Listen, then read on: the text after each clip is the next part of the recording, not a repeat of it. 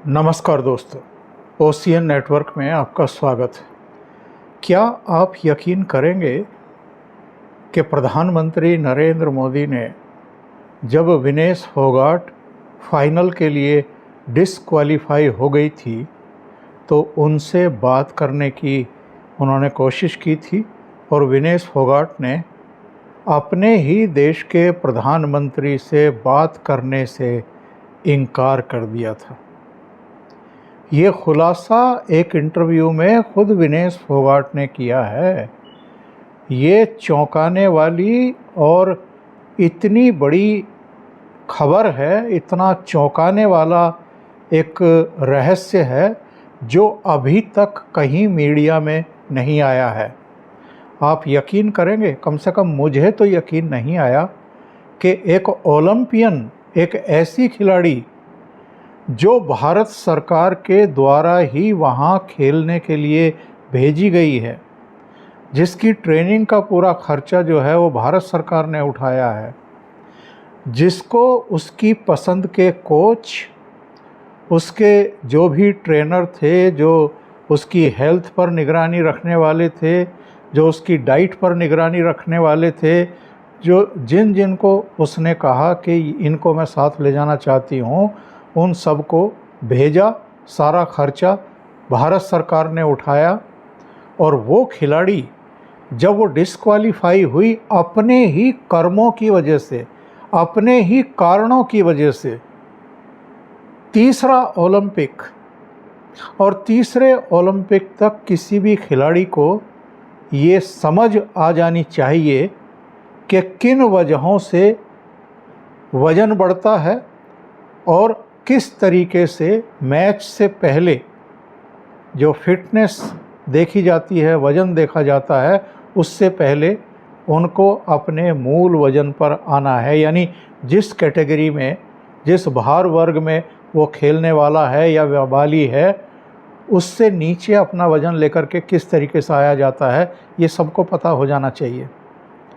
और ऐसी खिलाड़ी अगर अपने कारणों से डिसक्वालीफाई हुई है और भारत को जो एक गोल्ड मेडल मिलने वाला था, देश को उस गोल्ड मेडल से उसने वंचित किया है, वो अगर देश का प्रधानमंत्री उसका हौसला बढ़ाने के लिए, कोई जवाब तलबी करने के लिए नहीं, कोई ताने मारने के लिए नहीं, बल्कि चूँकि वो रुआंसा थी, क्योंकि वो अवसाद में थी, तो उसका हौसला बढ़ाने के लिए प्रधानमंत्री नरेंद्र मोदी के दफ्तर ने, यानी पीएमओ ने विनेश फोगाट को कॉल किया था कि प्रधानमंत्री आपसे बात करना चाहते हैं।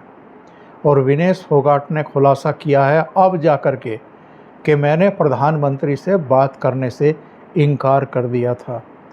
उनसे पूछा गया कि आपने देश के प्रधानमंत्री से बात करने से इनकार कैसे कर दिया, तो उन्होंने कहा कि वो वीडियो पर बात करना चाहते थे, और अगर वीडियो पर बात करते तो फिर मैं जो पिछले 2 साल में घटना घटी हैं उनके बारे में बात करती, फिर वो वीडियो को काट छाँट करते, तो इसलिए मैंने बातचीत करने से ही इनकार कर दिया। ये कितनी चौंकाने वाली बात है। इसका मतलब ये है, और ज़रा याद करिए उस समय को, जब विनेश ने एक दिन में 3 मैच जीते थे और वो फाइनल में प्रविष्ट कर गई थी, तो बजरंग पूनिया के किस तरह के बयान मीडिया में आ रहे थे और सोशल मीडिया में आ रहे थे, और वो सीधे प्रधानमंत्री नरेंद्र मोदी को टारगेट करते हुए दिखाई दे रहे थे। ये पूछ रहे थे कि विनेश फोगाट, अब तो प्रधानमंत्री जी भारत की बेटी बन गई होंगी, अब तो मुझे ये देखना है कि वो विनेश फोगाट को कब कॉल करते हैं। इसका मतलब ये है कि विनेश फोगाट ने जो प्रधानमंत्री से बात करने से इनकार किया है, वो अपने जीजा यानी बजरंग पूनिया से पूछ करके और उससे दिशा निर्देश लेकर के ही प्रधानमंत्री से बात करने से इनकार किया है।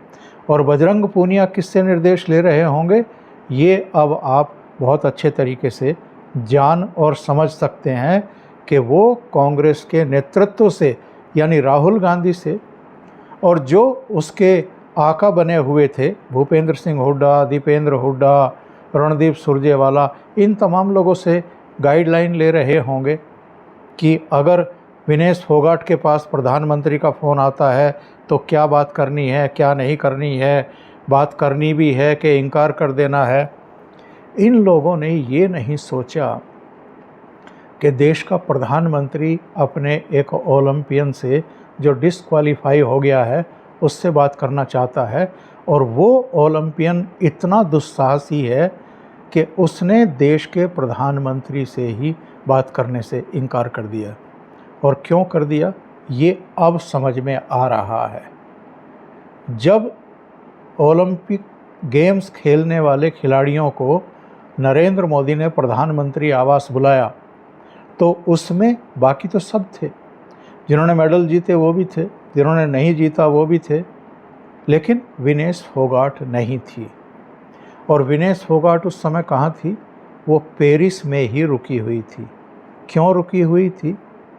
क्योंकि भारत सरकार की तरफ से, ओलंपिक संघ की तरफ से खेल पंचाट में हरीश साल्वे अपना पक्ष रख रहे थे, भारत का पक्ष रख रहे थे, विनेश फोगाट का पक्ष रख रहे थे और कोशिश कर रहे थे कि कम से कम रजत पदक तो उन्हें मिल जाए।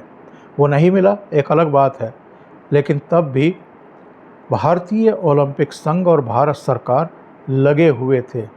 पर इन्होंने वहाँ से लौटने के बाद जो बयान दिए, और लौटी भी कब?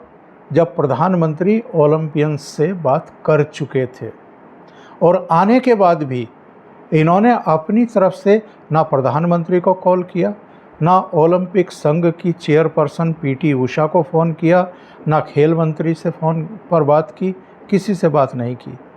ये सीधे दीपेंद्र हुड्डा के साथ एयरपोर्ट से अपने गांव बुला ली गई, जगह जगह अभिनंदन हुए, फिर रोहतक में इनको एक गोल्ड मेडल खाप पंचायतों की तरफ से दिया गया, फिर ये शंभू बॉर्डर पर गई। उसके बाद ये कांग्रेस में शामिल होने से पहले राहुल गांधी से मिली, मल्लिकार्जुन खड़गे से मिली, हुड्डा फैमिली से मिली, और फिर कांग्रेस में शामिल हो गई और कांग्रेस का टिकट लेकर के जुलाना से चुनाव लड़ रही हैं।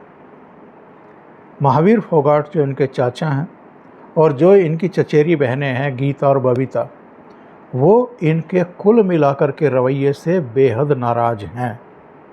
एक बार तो सूचना आ रही थी कि महावीर फोगाट हवाई अड्डे जाने वाले थे इसको रिसीव करने के लिए, क्योंकि उन्होंने कभी कहा था कि तुम लोगों में से जो भी ओलंपिक खेलने जाएगी मैं उसको हवाई अड्डे पर रिसीव करने आऊँगा। तो वो जाने वाले थे, लेकिन जब पता लगा कि दीपेंद्र हुड्डा वहाँ पर मौजूद हैं और वही उनको गाइड कर रहे हैं, कोच बने हुए हैं, तो महावीर फोगाट ने जाने से इनकार कर दिया। और अभी बबीता ने 2 दिन पहले ही ये खुलासा किया है कि 3 बार ही मैंने ज़िंदगी में अपने पिता महावीर फोगाट को रोते हुए देखा है, और ये तीसरा मौका था। एक बार उनकी विदाई के समय और एक बार घर में कुछ गमी हो गई थी तब वो रोए थे, या तीसरी बार अब रोए हैं जब वो हवाई अड्डे नहीं जा सके। तो कांग्रेस पार्टी ने विनेश फोगाट को बजरंग पूनिया के जरिए किस तरीके से एक गलत ट्रैक पर डाला है, ये इसका निकृष्टतम उदाहरण हमारे और आपके सामने है। अभी के लिए इतना ही। बहुत बहुत धन्यवाद। अगर आपको ये चैनल और इसके कंटेंट पसंद आ रहे हैं तो लाइक करें, कमेंट करें, वीडियो को शेयर भी करें। अभी तक अगर आपने ये चैनल सब्सक्राइब नहीं किया है तो सब्सक्राइब कर लें और साथ में लगे बेल आइकॉन को दबा दें ताकि आगे आने वाले वीडियो और उनके नोटिफिकेशन आप तक पहुंचते रहें। बहुत बहुत धन्यवाद। नमस्कार।